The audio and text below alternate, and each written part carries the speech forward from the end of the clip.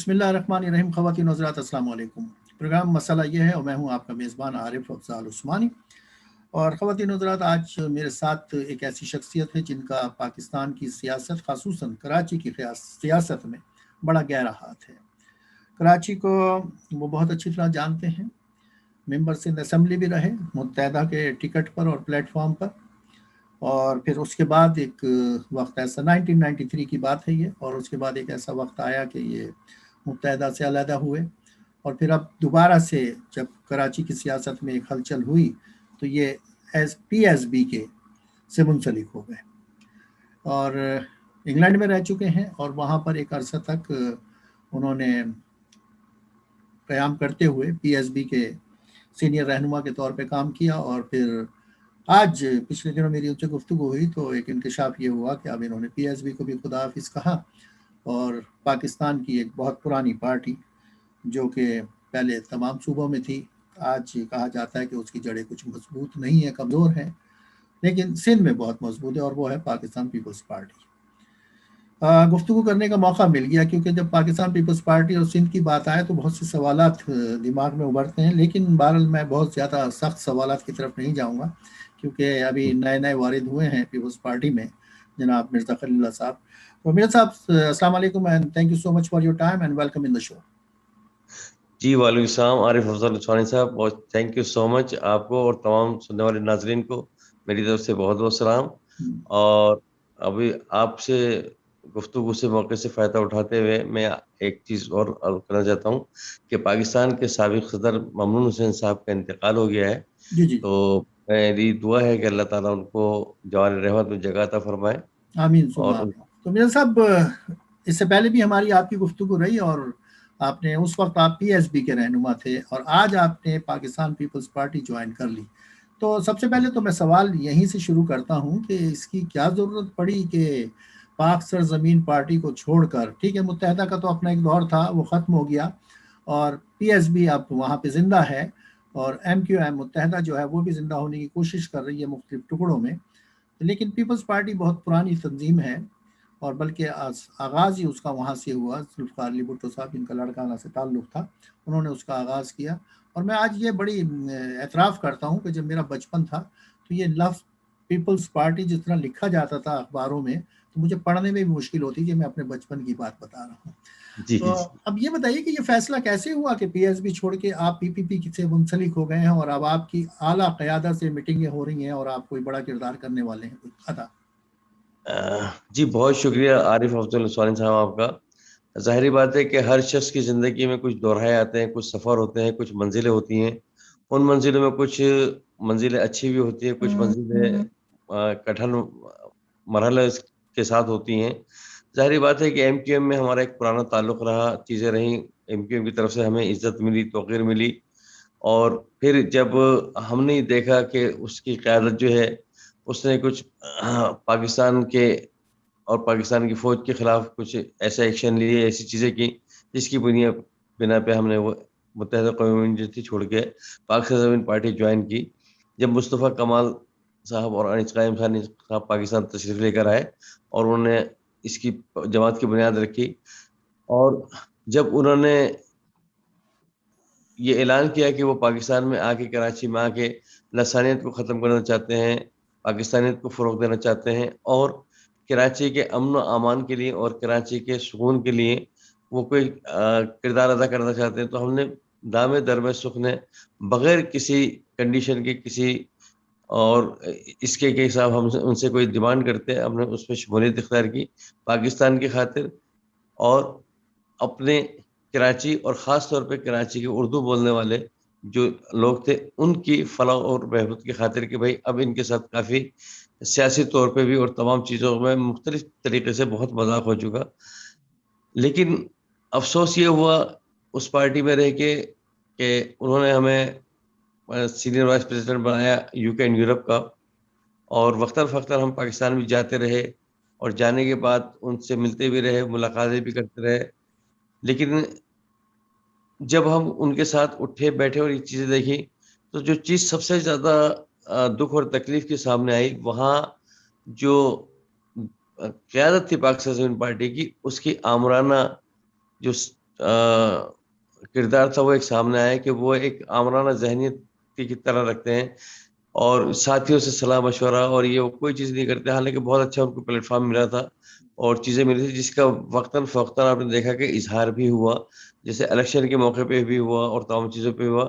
صرف میں ہی نہیں بلکہ اس پارٹی میں دیکھیں جو پارٹی کے جنرل سیکرٹری تھے رضا ہارون، اور اس کے اور دوسرے دیگر جیسے ڈاکٹر صغیر احمد تھے، انیس احمد خان ایڈوکیٹ تھے، اور وسیم آفتاب تھے، اور دیگر کئی ساتھی تھے، وہ بھی ان تمام رویوں سے ناراض ہو کے اپنے اپنے گھروں پہ بیٹھ گئے، اور جو آج تک بیٹھے ہوئے ہیں ان میں اتنی ہمت نہیں تھی کہ شاید وہ کوئی اسٹیپ لیتے۔ لیکن ظاہری بات ہے کہ میں نے خدمت کی ہے، چاہے میں متحدہ میں تھا یہ اس میں تھا، میں نے اپنے کراچی کے یوتھ کے لیے، کراچی کے عوام کے لیے ہمیشہ ہر جگہ آواز اٹھائی، اور پھر میں نے بہتر یہ سمجھا کہ یار مجھے اپنے کراچی کے عوام کے لیے کہاں بہتری ہو سکتی ہے، تو ظاہر بات ہے کہ سندھ کی بڑی سیاسی قوت جو ہے وہ پاکستان پیپلز پارٹی ہے۔ تو پاکستان پیپلز پارٹی میں میرا جانے کا جو مقصد ہے وہ یہی ہے کہ میں ایک تو جو ہماری یوتھ ہے اس کو یہ بتا سکوں کہ بھئی یہ جو دیہی اور شہری کی تقسیم کی بنیاد پہ جو اب ہمارے ذہنوں کو بانٹا جا رہا ہے اس ہم رویے کو اور چیزوں کو ختم کریں۔ دیکھیں نیریٹو سے لوگ قومیں بڑھتی ہیں اور نیریٹو سے ہی لوگوں کے اندر بربادی بھی پیدا ہوتی ہے۔ اگر ہم ان چیزوں کی بنیاد پہ کہ صاحب شہری اور یہ جماعت شہری ہے، یہ جماعت دیہی ہے، ہم شہری ہیں وہ دیہی ہیں، تو آپ دور سے بیٹھ کے یہ چیزیں نہیں کر سکتے، کسی کو کہہ نہیں سکتے جب تک آپ اس کے پاس نہ جائیں یا ان چیزوں کے اندر نہ جائیں۔ تو پیپلز پارٹی میں میرے جاننے کا مقصد یہی ہے کہ میں وہاں پہ اس کے پلیٹ فارم میں پارٹی کے اندر جا کے جو ہے کراچی کے لوگوں کے لیے، کراچی کے یوتھ کے لیے، کراچی کے عوام کے لیے آواز اٹھاؤں۔ میں جی یہاں پہ ایک بالکل۔ سوال آپ سے یہ کروں گا کہ آپ نے بات کری کہ جو پی ایس بی کی قیادت ہے جس کے سربراہ مصطفیٰ کمال صاحب ہیں، ان کا جب وہ ناظم تھے اس وقت جو ان کا رویہ تھا وہ بھی آمرانہ ہی تھا، جس وقت وہ جس طرح بھی شہر میں نظر آئے، ہم نے جو کچھ بھی آبزرو کیا، تو مثلا اب تو وہ ایک پارٹی کے فل فلیج سربراہ ہو کر آئے تھے، اب تو ان کو اپنے رویے کو تبدیل کر کے لوگوں کو اپنا بنانا چاہیے تھا، لیکن آپ بتا رہے ہیں کہ بہت سے سینئر رہنما ان کے رویے کی وجہ سے گھر بیٹھ گئے، لیکن آپ نے کہا کہ نہیں، آپ نے آواز اٹھانی اور آپ اسٹے کیا آپ نے وہاں پر، لیکن جب بات نہیں بنی تو آپ ایک دوسری پارٹی کی طرف چلے گئے۔ تو مصطفیٰ کمال صاحب میں یہ تبدیلی کیوں نہیں آئی کہ مثلا وہ ایک بڑے لیڈر بن کر آئے ہیں، سامنے ایک پارٹی کے سربراہ بن کر آئے ہیں، ان کو اپنے رویے کو تبدیل کرنا چاہیے تھا؟ جی بالکل، ان کو کہا اور وقتاً فوقتاً ان کو سمجھانے کی بھی کوشش کی گئی کہ بھائی دیکھیں ہر چیز ہے، اب لوگ ہم اتنے سینئر ہونے کے باوجود بھی جب آپ کے ساتھ آئے ہیں، آپ کے پیچھے آئے ہیں، تو ہمارا مقصد صرف یہی ہے کہ کسی طریقے سے جو ایک سیاسی طور پہ یا ذہنی طور پہ جو تقسیم ہو رہی ہے اردو بولنے والوں کی، اس تقسیم کو ہم نہ ہونے دیں، اور تمام تر خرابیوں اور خرابیوں کے باوجود بھی ہم نے کہا کہ چلو ٹھیک ہے بھائی، ہم آپ کے ساتھ چلتے ہیں۔ لیکن آپ یہ دیکھیں کہ ایک انسانی رویہ ہوتا ہے کہ اگر آپ ساتھ لے کے چلے تمام لوگوں کو، اور یہ ڈیموکریٹک پارٹی میں بہت ضروری ہے۔ اگر آپ ڈیموکریٹک ذہنیت رکھتے ہیں تو آپ کو تمام لوگوں سے مشاورت کرنی پڑتی ہے، مشاورت کے ساتھ چلا جاتا ہے۔ تو مشاورت سے جہاں چیزوں کا بہت سارا حل نکلتا ہے، وہاں یہ چیزیں بھی ہوتی ہیں کہ آپس میں بہت ساری چیزیں جو ہیں وہ حل ہو جایا کرتی ہیں۔ تو اب آپ دیکھیں پی ایس پی کا الیکشن ہارنا، 3 دفعہ الیکشن پارٹی کے سربراہ کا ہارنا، پھر اس دفعہ کے جو بائی الیکشن ہے اس میں حصہ لے کے اس میں ہارنا، یہ تمام چیزیں جو ہیں یہ کس جانب اشارہ کرتی ہیں آپ دیکھ لیں۔ پھر جس طریقے کے ساتھ یہ آئے تھے اور لوگوں نے ان کو ویلکم کیا تھا بحیثیت ایک کامیاب میئر کے، حالانکہ وہ کامیاب جو میئر کی جو ان کی حیثیت تھی وہ ہمیں بھی پتہ ہے کہ ہم بھی متحدہ میں تھے، کہ اس کے پیچھے ایک پوری پارٹی تھی اور پوری پارٹی کا ایک ٹیم ورک تھا جس نے ان کو جو ہے ایک اچھا میئر ثابت کرنے میں بہت مدد کی۔ لیکن بہرحال جب یہ کہتے رہے کہ صاحب یہ میری ساری خدمات تھی، تو اب میں صرف ایک ہی سوال کرنا چاہتا ہوں کہ 4 سال ان کو پاکستان زمین پارٹی بنائے ہوئے تقریباً ہو گئے، اور ماشاءاللہ تقریباً کئی لاکھ روپے روز کا ان کا خرچہ ہے ڈیلی کا۔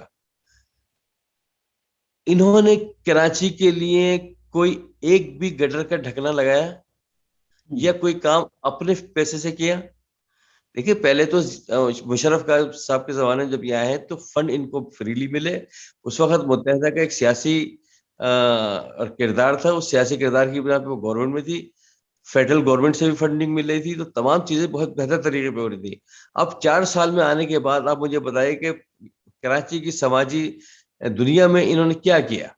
کوئی چیز انہوں نے کی نہیں. پھر سمجھانے کی کوشش کی مختلف جگہ پہ. دیکھیں الیکشن کے وقت میں بھی ان کو بہت کہا گیا. پھر جب یہ فاروق ستار صاحب کے ساتھ اور دوسروں کے ساتھ اتحاد میں بیٹھے, کراچی کے لوگوں میں خوشی کی لہر دوڑ گئی.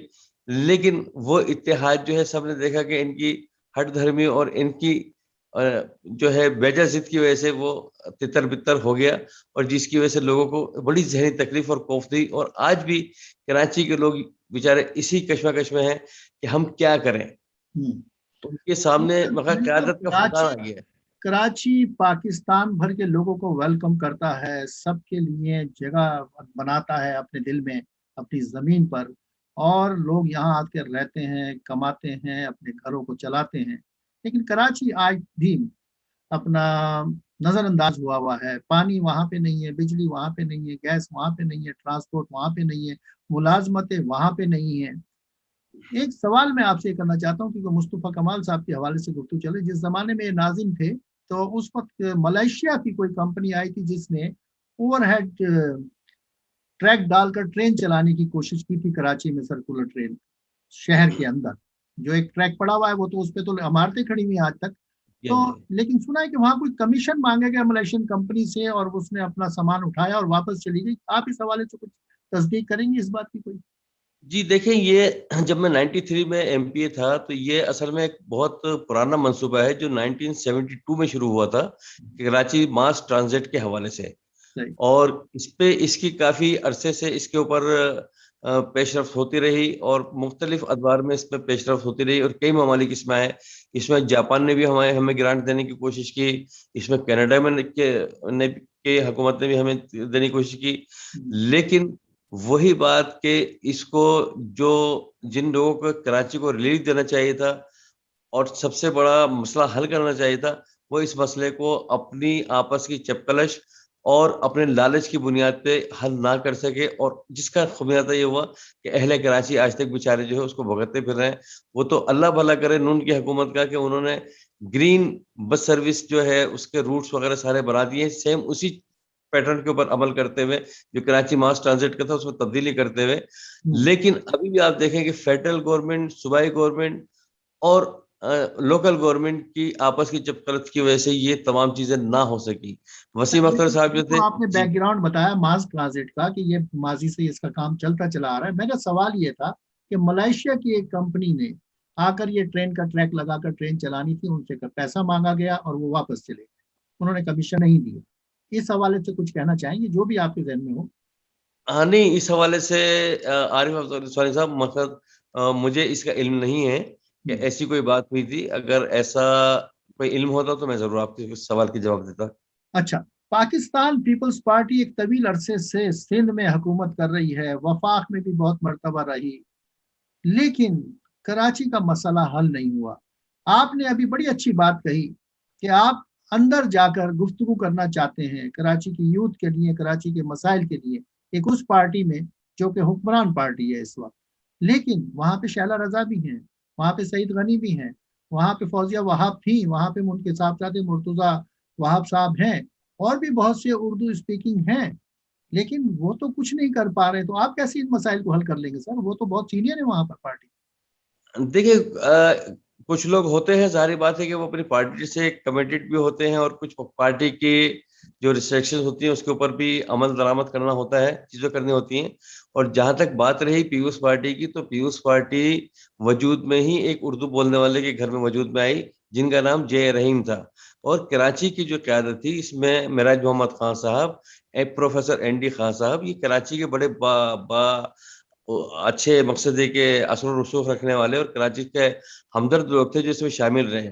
لیکن اکثر پارٹیوں میں یہ ہوتا ہے کہ پارٹیوں کی جو انٹرنل تھوڑی سی پالیٹکس ہوتی ہے, اس پالیٹکس کی وجہ سے کہیں کہیں جو ہے وہ مشکلات سامنے آتی ہیں.